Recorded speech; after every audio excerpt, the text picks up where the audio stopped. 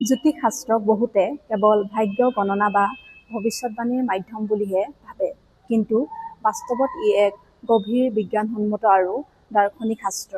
ই কেৱল কি হ'ব সেয়াই নহয়, কিয় হ'ব আৰু জীৱন কেনেকৈ সঠিক দিশে আগুৱাব পাৰি সেই বিষয়েও দিশ দেখুৱায়।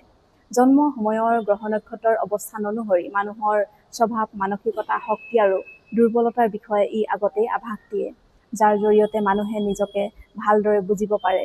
জ্যোতিষশাস্ত্ৰৰ মূল উদ্দেশ্য আত্মজ্ঞান আৰু আত্ম-উন্নয়ন।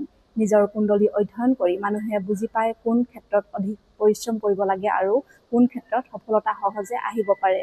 জীৱনৰ গুৰুত্বপূৰ্ণ সিদ্ধান্ত যেনে বিয়া, চাকৰি, ব্যৱসায় বা বিদেশ যাত্ৰা, এইবোৰত সঠিক সময় নিৰ্ধাৰণ কৰি জ্যোতিষে ভুল সিদ্ধান্তৰ পৰা ৰক্ষা কৰিব পাৰে।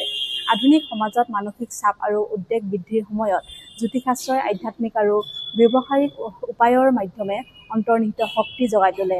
ই ভাগ্যবাদ শিকোৱা শাস্ত্ৰ নহয়, বৰঞ্চ কৰ্মপ্ৰধান, ভাগ্য সহায়ক এই নীতিকেই সমৰ্থন কৰে।